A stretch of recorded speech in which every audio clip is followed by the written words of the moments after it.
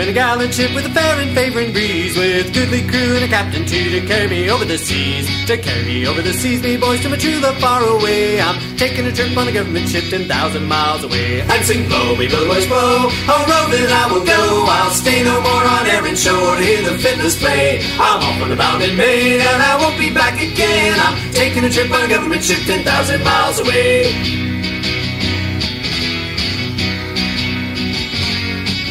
Oh, me true love, she was beautiful, me true love, she was young. Her eyes were like the diamonds bright, and silvery was her tongue. And silvery was her tongue, me boys, but now she's far away, and doing the grand and distant land 10,000 miles away. And sing blow, me blow, boys blow, oh roving I will go. I'll stay no more on Erin shore to hear the fiddlers play. I'm off on the bound in Maine, and I won't be back again. I'm taking a trip on a government ship 10,000 miles away.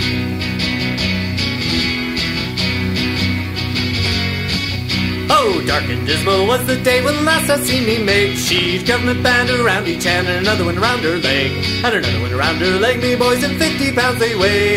Due said she remember me 10,000 miles away. And sing blow, me blow, boys blow, oh roving I will go. I'll stay no more on Erin shore to hear the fiddlers play. I'm off on the bound in Maine and I won't be back again. I'm taking a trip on a government ship 10,000 miles away.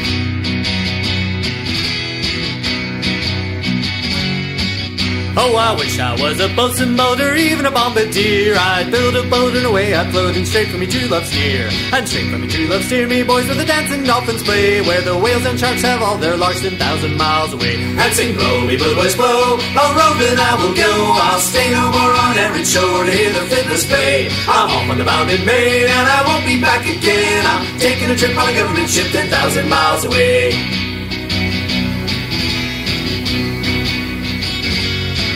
Oh, the sun might shine through a London fog, or the river run quite clear, or the ocean brine might turn to wine, or I'll forget me beer.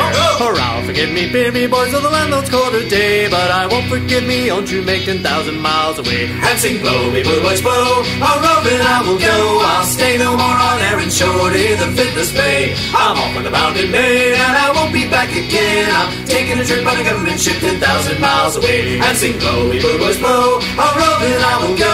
I'll stay no more on Erin shore to hear the fiddlers play. I'm off on the bound in Maine and I won't be back again. I'm taking a trip on a government ship 10,000 miles away. Hey, how's it going? This is Live and Alive with Captain Debauchery. We've got 4 special guests tonight. It's Live and Alive at 7 o'clock. Last week we talked about things that were going on in the Renaissance Festival world, Renaissance fairs being canceled, different charities helping out. We're going to continue that same theme, but we have some very other important things going on. And if anybody follows the Ren Cruise page, you've probably noticed here in the last 10, 12 days, we've been putting out very positive messages. And the thing that we're trying to put forth to people is you've got to look at the brighter lights at the end of the tunnel. It's coming. This thing, we've been locked down now, some of us for a couple of months, some of us only for several weeks. We all have been touched by this thing in some way, shape, size, or form. So it's time to start thinking about the future. It's time to start making plans. It's time to look forward, even if it's only a couple days, maybe it's a couple months, whatever it may be. But we are looking forward right now. And I tell you what, I'm going to bring out our first guest tonight. I'm going to bring out Mr. David Dixon. Am I on? Can you hear me? You were on, David. Oh, good. Hey, how's it going, Chris? It's going pretty good, man. How are you? I'm well. Thank you very much. So tell everybody who you are. Oh, I'm Friar Finnegan of the Body Bodacious Bothersome Brown Bohemian Brethren. Feel free to call me Friar. You say my name to the wenches with the low cat tops and they giggle. It's not my fault. I do Friar Finnegan. I'm a stand-up Canadian who writes his own songs and performs at Renaissance festivals, mostly up and down the I-75 corridor. But it is my retirement job. And currently I've been doing a live show for kids for the past, 8 weeks. And that's, we're here to talk about looking at reopenings and what we can think about in the future of getting our livelihoods back. Let's put it that way. I'm looking forward to it. Who else is on? Who else is on? Hey, well, I got a couple questions for you, David. Oh, sure. Go right ahead. Yeah. First of all, what are you doing right now to stay safe and be cautious? Well, you saw I got a mask here. I can show everybody the mask I wear. I wear this everywhere I go. And you can see it says, at risk. But I think as soon as they see the medical sign, people immediately back up. I've seen people back away, steer their buggy the other way. And by the way, down here it's buggy. But yeah, I wear a mask everywhere I go. My daughter-in-law has to work, and we watch the kids. So we know there's a link there. I'm trusting her to wear a mask. I know she does because she works in the food industry. But, I mean, she wears a mask. We're real clean people. We clean things off. We're going to the extreme on some of it. Like, I wipe down the cart every time I go to the store just because those things are gross. But, we're not going anywhere. I don't have any scheduled shows until September. So, the plan is for us to stay at home here and watch what happens. Right. So you've lost almost every festival you work at this year, haven't you? Oh yeah. So I got to do the Viking Fire Festival, and then we closed. Everything closed after that. Where was it? And I had several fairs lined up for this time of year. I shouldn't have been home at all. Right. But, that all went the wayside. Okay. So what are you doing to stay positive? Well, I do a kids show every morning. I'm taking this week off. I may come back to it tomorrow because we've got my grandkids again. They're coming over, so it kind of interrupts my show. They get here at 8:20, and my show starts at 8 o'clock. Tomorrow I'm hoping to put them on camera. I think it'll work really fun. But yeah, I do a kids show every morning at 8 o'clock. I'm in a good mood because I'm playing songs and talking to little tiny people who need to be in a good mood. I mean, that's really what the show's all about, is trying to get people to feel like they're ready to get up and go face the day, despite what we're into, with the lockdowns and the masks and the hand washing. And, no matter how grumpy you got about it, at least I know the kids can watch the show and have fun watching me play with puppets and make funny noises and, do the stuff that grandpas are supposed to do, I think. And then on Saturday night, I do an online and on Friar show, which is a naughty show. And I sing all the naughty songs off of my two famous albums. The one that I titled, Please Don't Play This One for the Kids. And the second one is called, Please Don't Play This One for the Kids Either. Right. So people can check out your kids show. You're thinking about bringing it back, the little show tomorrow? Yeah, I'll probably have it on tomorrow morning. 8 a.m.? So look for it, 8 a.m. Eastern Standard Time. And that's go to the David Dixon page, and Chris can put up a link for this later. But yeah, I just do it live on Facebook because it's cheap, it's easy. I don't have to do a lot of work, and it's not hard for me to pick up a guitar and just play for 20 minutes. Right. All right. And the online and on Friar show on Saturday nights, that's at 10 p.m. They have to join your special group for that. Right. That is a special group. So go to the online and on Friar group. Just request admission. I just like to make sure who's watching and who's not. I don't want kids getting on there. Right. Absolutely. All right. Well, I'm going to go ahead and bring out our next guest. Our next guest tonight is Bella Wilson. Last week we had on Kat Taylor. Kat Taylor, yeah. Fair Relief. That was Kat. Yeah, that was Kat.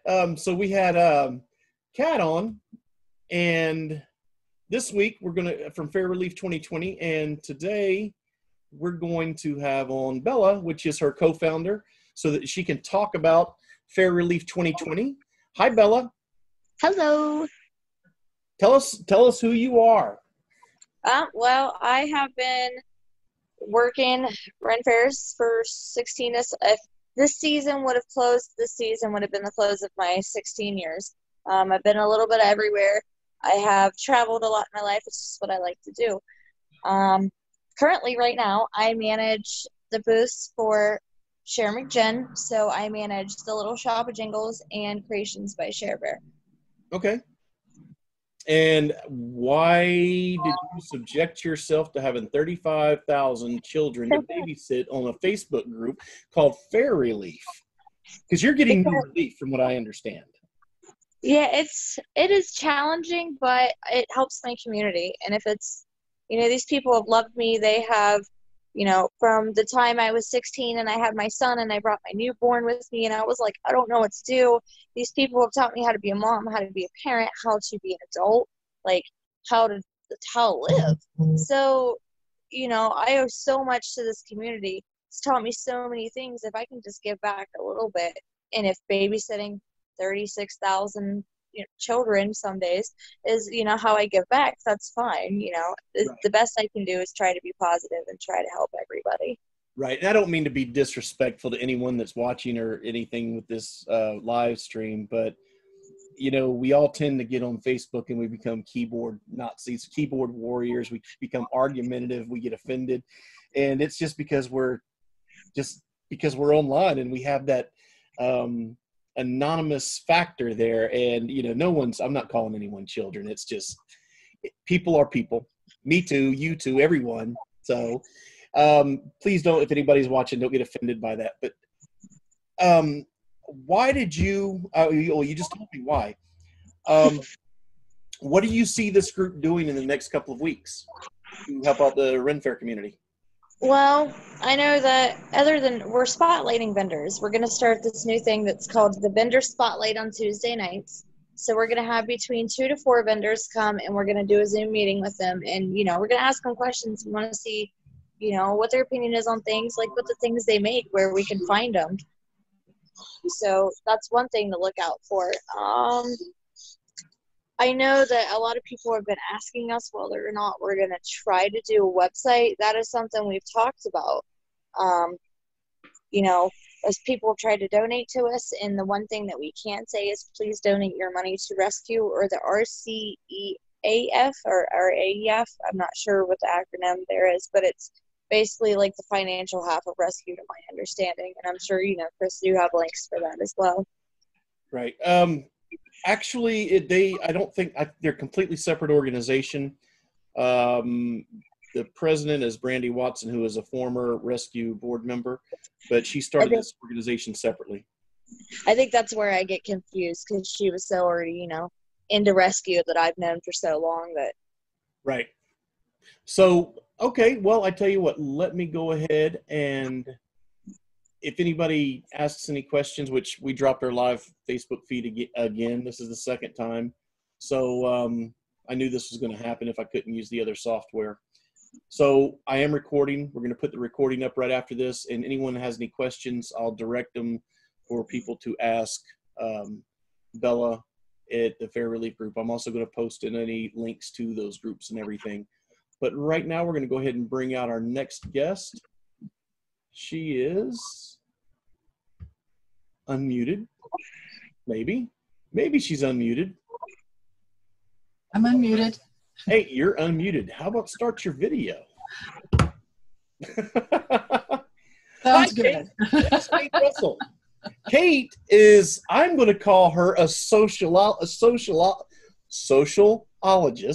Is that right? Sociologist. Close enough, yeah. Sociologist. I'm going to call her a sociologist. She is currently going to school to get her master's in science of social work. And she's got some great experience dealing with sociology issues.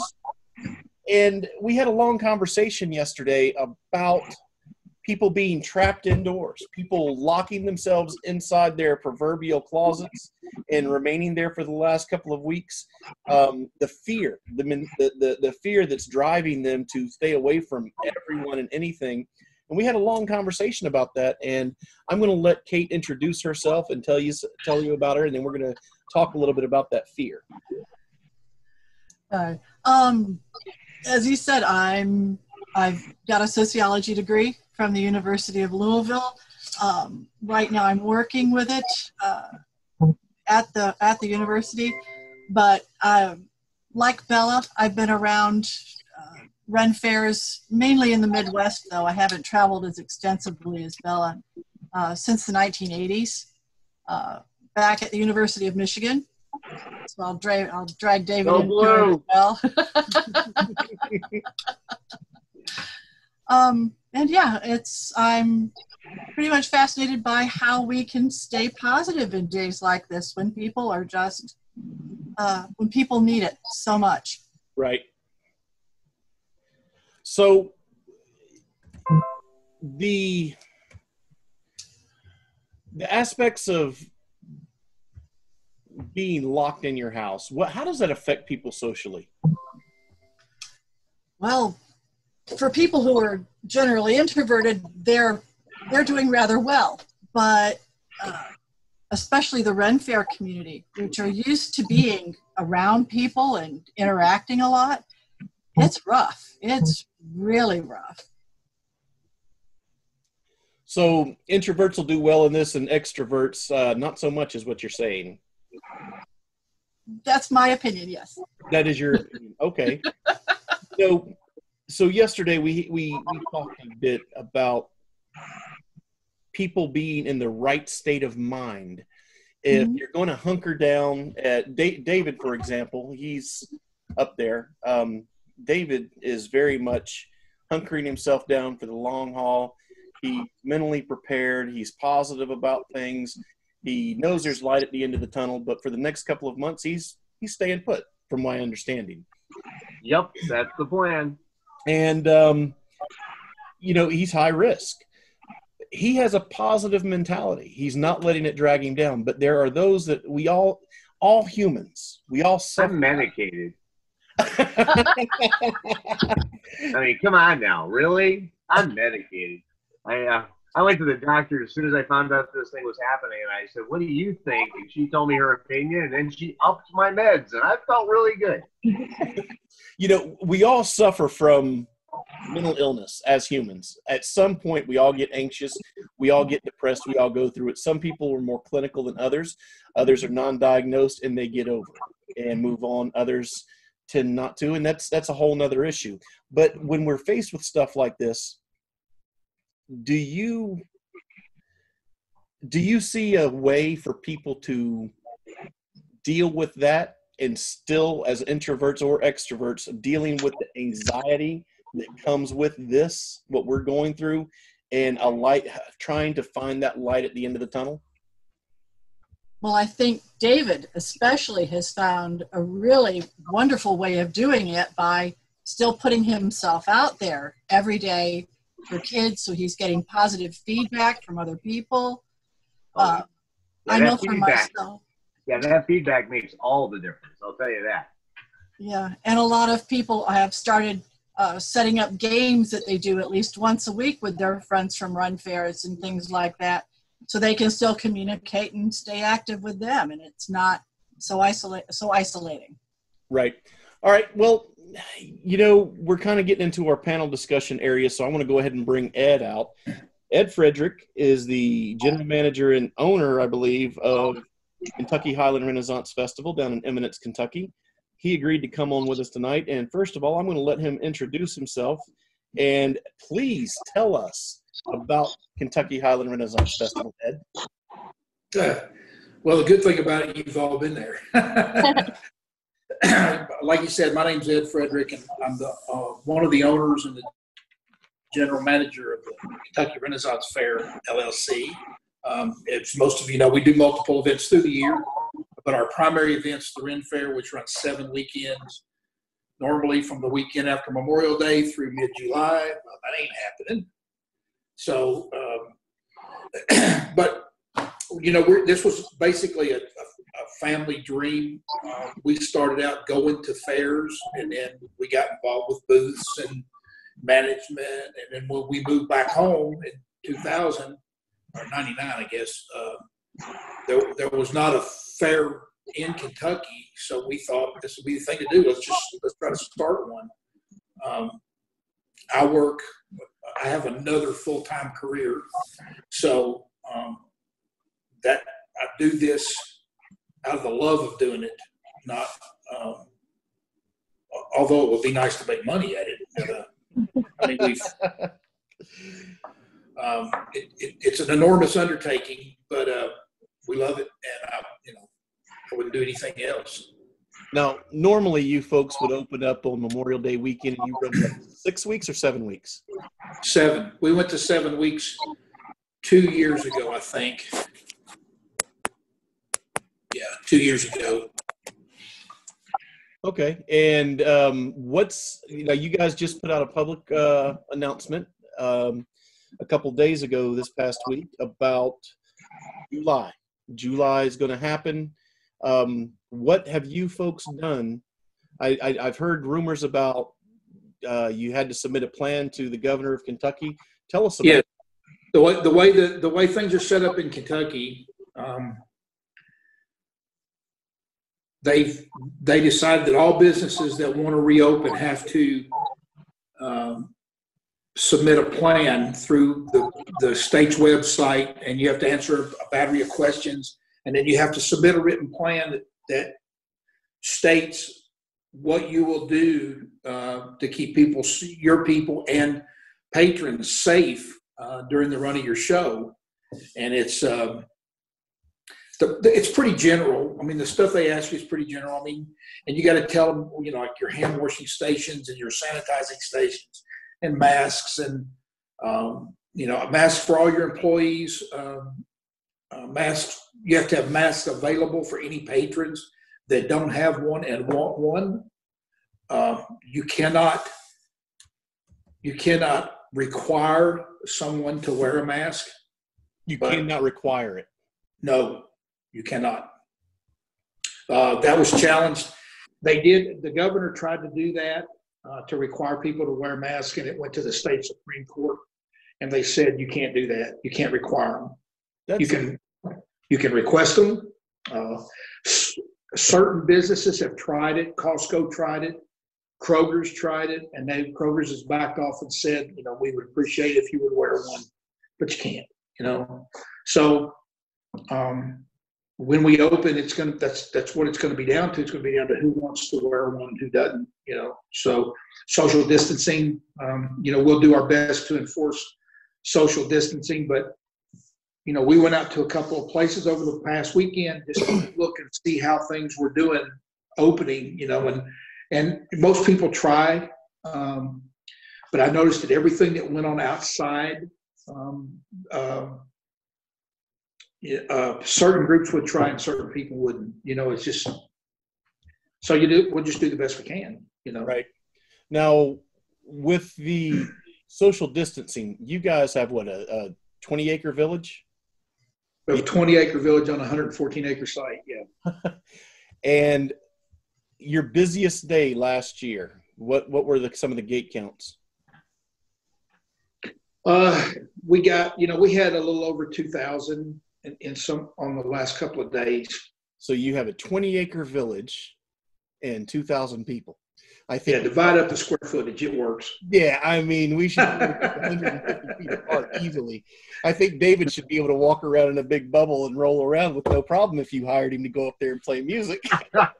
Yeah, well, the thing about it is when you get into the pub sings and stuff like at the right. Twisted Thistle, which is our adult pub, as David knows. Yep. I love social distancing. Kate knows about it too, I think. Social distancing is, those kind of places are going to be a problem, but it's not anything I don't think we can work through, But what you have to understand is, if you throw out the economic impact of what this does to our company, it's the impact of not being able to do anything. I mean, all the people that we had 70 vendors last year, we have, there are none there right now. Well, there's not anybody open right now. So as Bella knows, there's no, a lot of people don't have any income. I mean, these things need to open up, but they need to do it safely. I mean, it's just what we can do, Right. So you guys are putting out hand sanitizer, and you're going to offer the masks. Mm-hmm. And we're going to do the plexiglass in front of the food serving windows. And the pubs, and we'll mark off the 6-foot things, and we'll have people there, helping people decide that they need to stand on those 6-foot lines. So the Twisted Thistle is going to become a bigger pub now? Yeah, I don't know about that yet. I don't know what we're going to do about that yet. We're working out. It's a pretty tight place, but it's a good place. Fantastic place. Honestly, it's a fabulous little venue. And yeah, I'm sure you've got some problems to deal with that sort of thing. But I mean, if you had to, I suppose you could put a shield between the guys on stage and the people out in the crowd so they don't. Yeah, there you go. There you go. You know, I mean, and I understand the high risk thing. I'm at high risk myself. Right. You know, I'm in that age group where. Yep. So, I don't admit that to too many people, but yeah. I think we're, yeah. I'm 22. I'm only 22 years old. Ed, are we going to see you walking around 4th of July wearing a plague doctor mask, wearing a kilt? You'll see me in a kilt. No plague doctor mask, huh? I don't know about that. Maybe. I'm looking for one. Chris. I'm trying to find the right one for the fryer. I know. Those things are great, though. All right. Well, I tell you what. Your outfit. Sorry. You got to find the right one for your outfit, Ed. Well, that's it. I mean, it's got to be coordinated. You can't. So, but I think we're going to be fortunate enough to be the first post-pandemic fair to open. Right. And I'm really excited about that. And it's a twofold deal. I think it's going to be. We want to make it the best experience we can be post-pandemic, and we also want to make it as safe as we can. Right. You know, I don't think anyone. There might be some people out there, but for the most part, the people who are going to watch this or in the Fair Relief Group, I don't think there's anyone that wants people to not be safe. Sure. But I tell you what, we brought everyone out. We've talked to everyone. We've asked a few questions. Let's, Ed, you were talking about some of the things you've done down in Kentucky. Let's hear right now, just in this immediate area. Well, how many festivals do we have in the United States? 260-something festivals. About 3/4 of them have closed or pushed off to later in the fall. And then you have several dozen that are opening up here in the next 2 months. And everybody's going to try and cram time in at the end of the year before it gets cold in their specific regions. So based on the Kentucky plan, we're just going to call it the Kentucky plan because that's what Bashir wants to do. As a panel, what do you think it works, David? I mean, I'm not going to go, but I mean, that's just me. It's not that I don't think people show up. And honestly, I don't get that concerned about how many people showed up. It's just you're trying to help some folks make some money, and I get the idea of trying to do that. The fact that he's coming up with a plan at all is just damn admirable. You know, to have a plan to get ready to go. And I know he's presented it to the county, and it's like, yeah, well, let's see what they say. I'm sure I could sit here and nitpick this apart, and it would be dumb of me because the things are going to change every day, I think. Ed, you must be getting updates, you know, at least every other day or so. So, as a performer, like, I'm afraid that I'd spit on people. Honestly, I can see my own screen. I know what I'm like. I speak very distinctly, and I'm afraid of that. And otherwise, yeah, I'm a little concerned too about watching people when they drink. Because, man, people break rules when they drink. You know, maybe bring in somebody else, give them a free pass, and they'll just keep an eye on things or something. I mean, yeah, it's brand new territory. Honestly, I think the idea on his acreage, depending on how many people you're going to put in there, you could put 6 feet between everybody. How many people could it hold then, Ed? What's that? How many people could the village hold if you were forced to actually try to keep 6 feet apart? A couple hundred or 400? Or? Now, if you try to keep 6 feet apart, I mean, I don't really know. I haven't, measured it out, mathematically figured it out. Right. But even if they cut into your numbers, do you think it'd be worth your while? That's what I'm wondering. I mean, I'd hate to see anybody lose money on it. Well, here's what you have to understand. It's we have to make an attempt at opening for a lot of different reasons. I got a campground full of people. Yeah, I know. Oh, I'm well aware of that, and I applaud you. First of all, I've told my wife for 3 years we need to go spend a week in Kentucky. It's a wonderful place, and I know you've already got people there. And of course you got to make an attempt. I don't blame you at all there. I mean, You know, and we got. I want to do it. I want to do it safely, and I want to follow the guidelines. That's the reason. And you're right; it changes daily. Every day, that's the reason we had to rewrite. We had to rewrite our submission, and of course, ours was pretty easy compared to like Six Flags was 200 pages. oh my God, I can't imagine. I don't even want to read it, but let's right. You know. David just brought up something, Ed, and you just touched on it a little bit. You guys opened up your campground months ago for people who got stranded down in Florida that were coming up back into the Midwest or were passing through going from trying to get home. You guys, your festival opened up your campground for all vendors and performers, correct? Yes. All right. Well, that good on you, man. I actually had forgotten about that until David mentioned. I do remember it. That actually, well, you know, you got to remember, I've known a lot of these people for 20 years. You know, a lot of the people that come from Scarborough, which is where I came from. I mean, I personally know these people. It's not like they just work for me. You know what I mean? It's not like that. Kentucky's not like that. I'm part of the community. We're part of that community. Yeah, you gotta. Yeah, no, that whole fair is like. I mean, that's one of the coolest parts about Kentucky is the camaraderie and being able to see people around. You know, and that was the first rule we made. That when we lose that, I don't want to do it anymore. Yeah. No, I can understand that. Well, yeah, the one thing my wife has warned me of, she'll leave me if I start my own Ren fair, but otherwise she'll put up with all my shenanigans. And then she said, "I'll come back when it falls apart. It's okay." So, same question from a vendor's point of view. Bella, same question. What do you think of the Kentucky plan? And let's add a second part to that. Is Ed on the right track? Is Kentucky Renaissance Festival on the right track?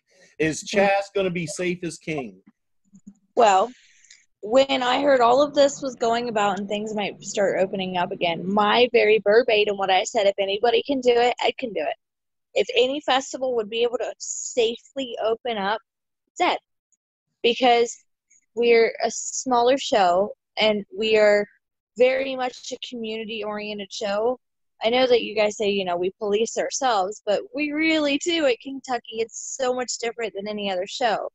We will ensure, you know, as vendors, yeah, we might make a patron a little mad, but we're going to try to make sure that they follow those guidelines because it affects us. And as a vendor, I'm not sure because most of my sales, you know, well, I won't say most of them, a lot of my sales are cash. And when it comes to those areas, we have problems like with Ohio.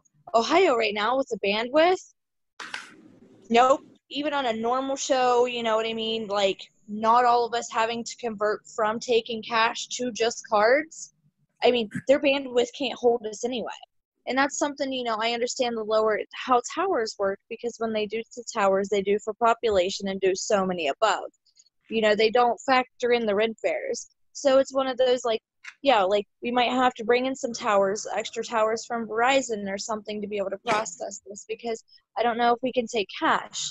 And it's a little bit of the magic because, you know, the sleight of hand tricks, the little things that we do, I'm not sure if I'm going to be able to foster the same amount of joy and, you know, like the magic that we usually can for the little kids, you know, for the young at heart, for everybody, for old, young, everybody in between. It's got to be a hard thing to be able to capture that magic and make sure that everybody's safe because as a vendor, I do textiles. So my sales, I get up close and personal. I always say that I'm, you know, one of their personal stylists. Mm-hmm. I put things on you. I help you tie your stuff. I get like right here with you. And with the 6 foot distance, I'm not sure how I'm going to be able to do that because I understand there's some things people need help with, right. You know, I'm not sure how to be able to assist my customers, my patrons, and my patrons and Kentucky patrons are beautiful, beautiful, beautiful people. Like, I have some patrons that return every year and will go right over to the Thistle and buy me a Bloody Night. I can't accept it from them, you know? Like, this year, I'm not going to be able to. I'm not going to be able to hug my favorite patrons. I'm not going to be able to share drinks with my friends like I always do. It's gonna be weird. I think we can do it, but it's going to be a little weird. Right. Well, and let me jump in there with a couple of points while I got it on my mind. One thing we're talking about bandwidth, there in our county, and the reason I know this is I'm on the Planning and Zoning Commission for our county.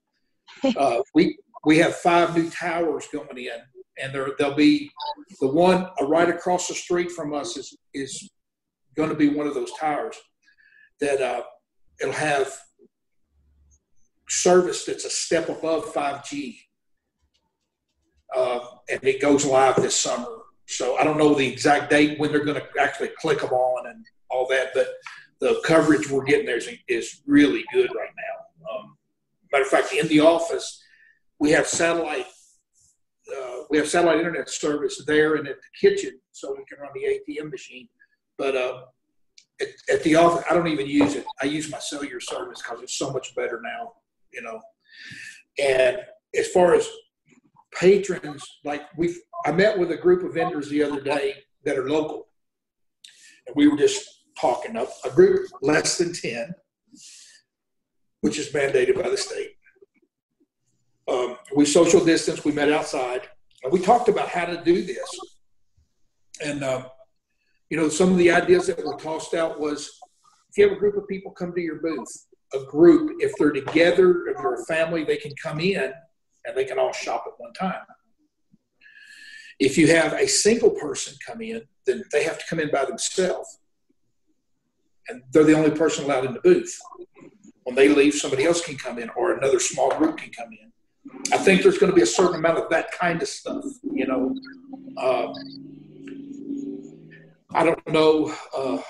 You know, we're going to have to figure out ways about picking up stuff and looking at it. You know, what are you going to wipe it off with that doesn't discolor it, or, you know, all that stuff's going to be a learning curve for everybody. You know, because we all have the same problems. So, you know, that brings up an interesting point, Ed. You know, you are a smaller fair and you have much room to expand, and some of your booths are not on top of each other. And right. From my understanding, with festivals, it's almost like a land lease timeshare type thing. The contracts you guys have, I don't know the ins and outs of it, and that's not what we're going to get into. But it's, you know, considering the price per square foot that a vendor pays to be in, not necessarily a cheer festival, but let's say one of the larger, let's say Texas, you know, they might pay what, $4,000 or $5,000 a year, I'm guessing, to be there for the season. And you know, it's they've got tight quarters. They're charged based on the frontage. So some of these shops, the solution for a festival like yours, maybe not Texas, but a festival the size of yours, would be to allow people to expand their shops, make them larger so that they can fit more customers in and spread their inventory out. Granted, the shops look less sparse, or they look more sparse, less crowded, but in product and people-wise. But that's a possibility over the next couple of years. Of course, it's not going to happen overnight. But, Right.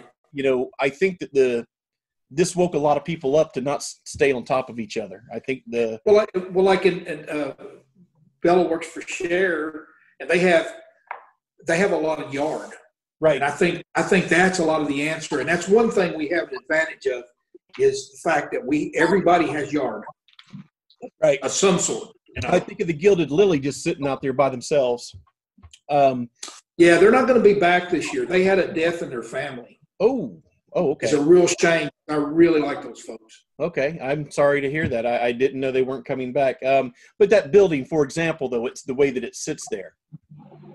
It's just there, and there's plenty of room. There's plenty of room to go in each direction there, and there's several others right in that area. It's just the main avenue where you're kind of congested. Yeah. From a patron's point of view, Kate, are you with me, Kate? Right here. Okay. From a patron's point of view, how do you feel about Kentucky's plan? I'm feeling pretty good about it because, as Bella mentioned earlier, the vendors, the people, the patrons, everybody, we've actually become kind of family. I've been going to Kentucky since its second year, in one form or another. I even worked for Share at one point. So I really think that everybody's going to work together, including the people who are showing up, to keep each other and keep the important people, the vendors and the players themselves safe. That's going to be important to all of us. Okay. So you feel good about wearing a mask and being there, going to the Thistle and seeing the show, going to the hall and seeing the pub sing? And it's going to be a little challenging to go to the pub and have anything to eat or drink and wear a mask. That's going to be a little bit of a challenge, but something for Ed to think about. That's a damn good point. I mean, with a mask on. What about feed sacks? Another one of the things we've talked about doing this year is we know we're going to have to spread the tables out from the hall. And that's fine. We've got some big tents that we're going to put outside. The tables that we take out will go outside, and so they'll still be in the shade, but there'll still be places to sit, you know. Now, granted, inside the hall, we're going to have to limit it. There's nothing we can do about it, you know. I mean, it's just the way it is. But I think we can spread out, and David, you might want to get in on this deal. I think it'd be to spread out and put some, you know, you can put entertainers in small spots like that, and where they're not in a big congested area. And as long as it's up to them how they work, what little bit of crowd they've got, but I still think they can do it, you know. Oh yeah. Oh no, you can play that, especially at lunchroom. I play lunchrooms all the time. I mean, it's an outdoor place. You're right. They're going to love a wandering minstrel. Has the state, or has any of the people said anything about like sing-alongs, shout-backs, callbacks? You know, I don't know if I want. You know what? There's not supposed to be any audience participation. Okay. Yeah. I'm glad you brought that up, because that was one of the things that did come up. Right. I thought about that. Yeah, because that changes my whole show. And it's not that I couldn't do a show. I could do the show.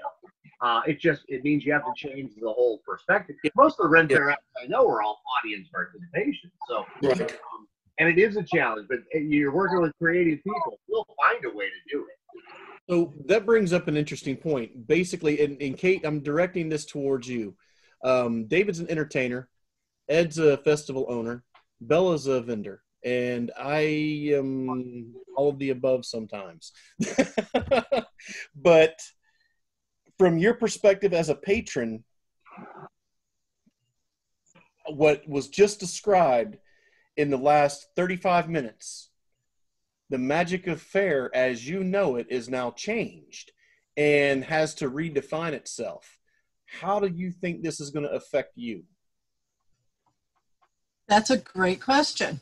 How is it going to affect patrons in general? Yes, because one of the most magical things about Kentucky is how much every patron is pulled into all the different things and all the different experiences. It's more one-on-one than any other fair I've been to, where patrons are pulled in. So not having the participation, it'll be different. But as I said before, especially with the Kentucky group, we are so much family. I mean, even the patrons who are coming there, we'll find ways to make it work. As long as we know that we can't, as long as we can at least holler back on some of the songs, I mean, that would be good. But we'll make it work. We'll make it work. You could stand at the back 40 and yell up to the Thistle. You might need a bullhorn, but no, I'm going to say, well, there's that lovely field just outside that second fence where you can hear everything that's going on at the Thistle. Right. Bella, that brings me back to you. I'm glad you unmuted yourself because you knew I was coming. You guys with there's two shops, Shop of Jingles and Share Bears Collection, or what she call it? Share Bears? Creations by Share Bear. Creations by Share Bear, and then gosh, I just said it. Little Shop of Jingles. Little Shop of Jingles, yes. Okay, one's clothing, one's jewelry and whatnot. Okay.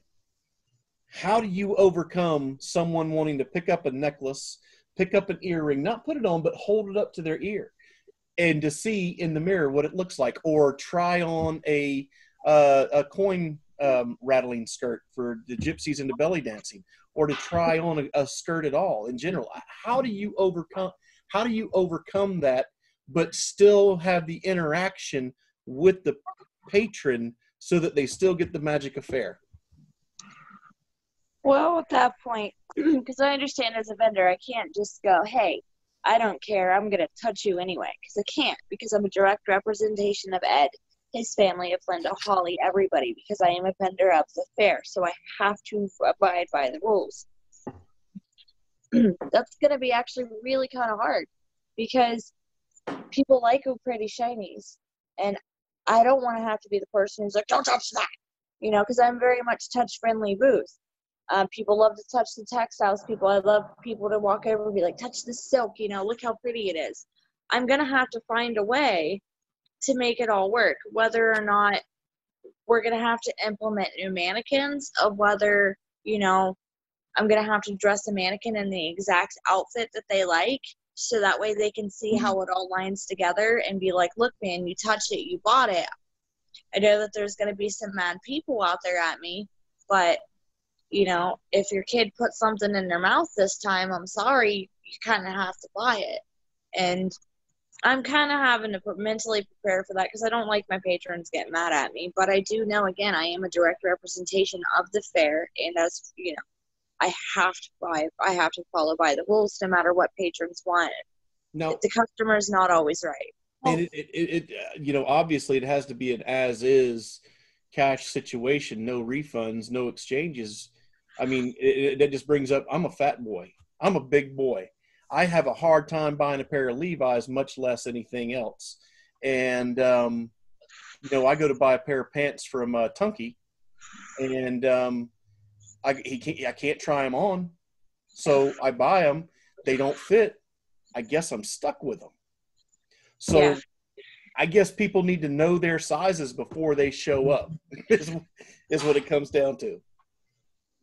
That, or it would be like trying to figure out whether or not we would even have the open avenue of being able to put on gloves and masks and have sterilizer and actually take a measuring tape and measuring somebody, and then taking that measuring tape and sterilizing it as well, which, and again, that goes like, do I have to check the patron's temperature before I measure them? Do I have to, because I know I'm going to have to check my temperature.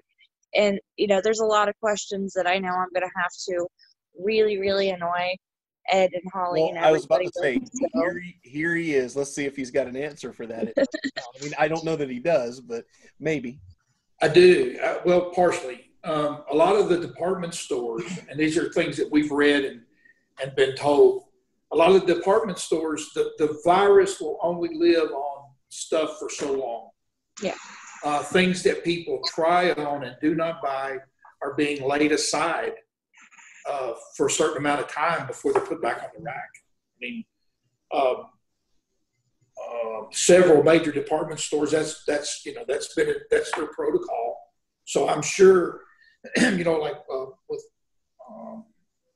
Dillard's and those kind of places, I'm sure somewhere along the line somebody's figured out that this works, because I'm sure that the government wouldn't let them, just let them throw that in there without there being some proof behind it.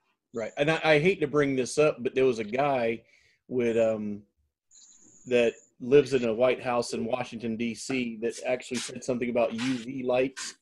And there was a bunch of jokes about shoving them up people's butts to kill the virus. But despite that, UV, there was some science to it that UV does kill the virus, that perhaps everyone has a $10 UV grow light that they purchase from Walmart. They can plug in and just kind of shine it over the clothing and roll it over and everything a couple times before they put it back out as well.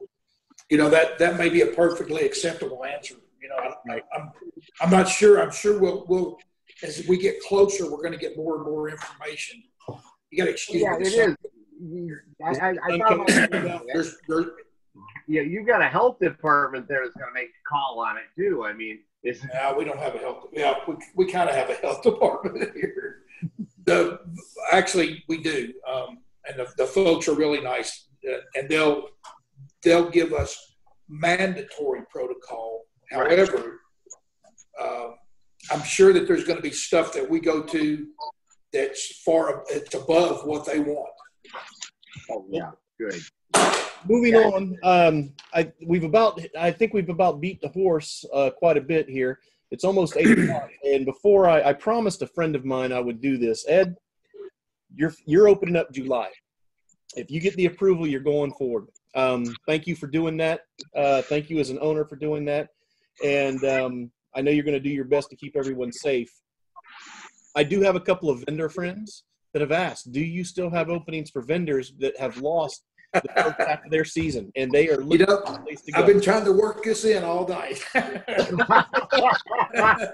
I knew this opportunity was going to come up, but there are vendors and entertainers both that have elected not to come, either because of their fear of the virus or the fact that they're in a high risk situation. Yeah, I know. So anyway, I mean, I think you're going to see, we have vendors, I get, 8 or 10 phone calls a day from either people wanting to know if we're going to open, when we're going to open, if there's any spots for vendors. We've got entertainers that have other things to do that are not going to be here for the run. So I think the sad but exciting part of it is the fact that you're going to see a lot of new vendors, and you're going to see some new entertainers.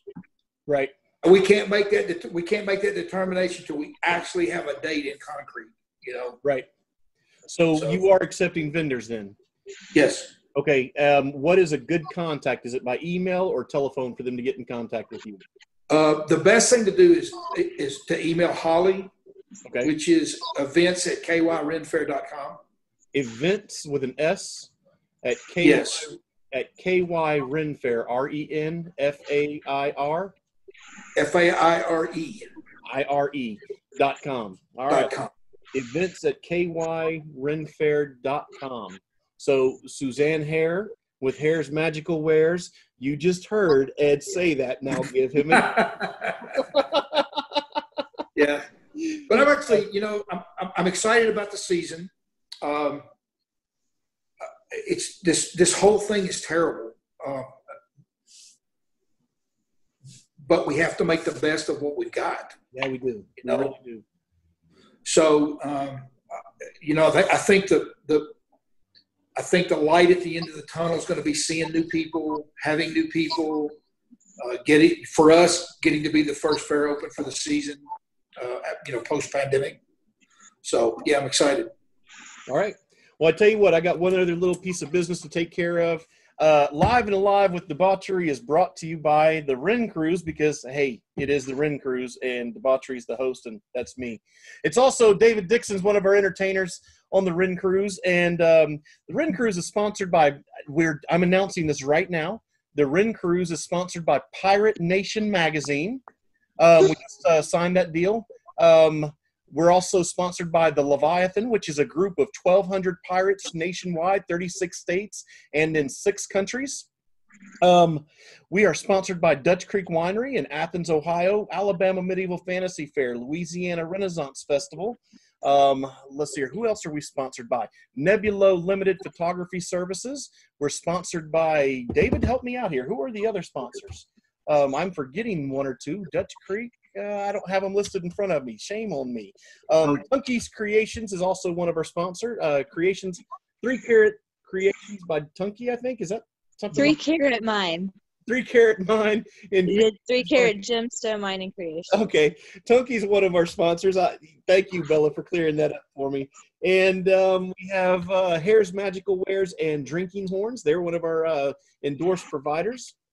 And probably our most important sponsor outside of Pirate Nation Magazine, Renaissance Festival Music Podcast. They have a bi-monthly free downloadable or streamed podcast of Renaissance music and performers that just do festivals here in the United States. Please check them out. There's a free download. Support the musicians by downloading and listening to it. They carry it on Pandora, Spotify, and several other services. Plus, you can download it from their website at renfestmusic.podcast.com, I believe it is. Not 100% sure. Just Google Renfest Music Podcast and you'll find them. But I think that about sums it up. And maybe one day I can convince Ed to sponsor the Ren Cruise. But outside of that, thank you guys for being here tonight. Ed, Chris. yes. Can I give a shout out to Car Ramrod? Because they're the best admin team ever. David is part of Car Ramrod too. Oh, yeah, that's right. That's your admins teams. Yeah, guys, don't forget about checking out Fair Relief 2020. The Facebook group is 36,000 people strong. Help out the vendors, help out the performers. It's to showcase their talents and their wares and a place for you to browse and give shout outs to them. And don't forget about the entertainers. Of course, you know, all the patrons out there, there's light at the end of the tunnel. Festival season is going to happen at some point. So hopefully it starts July 4th weekend and we can all go down to Kentucky or travel up to Kentucky from Alabama or Georgia or North Carolina or down from Ohio and Michigan, or, you know, everyone's going to go to Kentucky. That's the first festival that's open. We're all going to Kentucky. We just have to make sure it's not all at the same time. Right, Ed? Exactly. We'll spread it out over 6 weeks. All right, y'all have a great night, and thank you guys for stopping by and watching this. And the recording.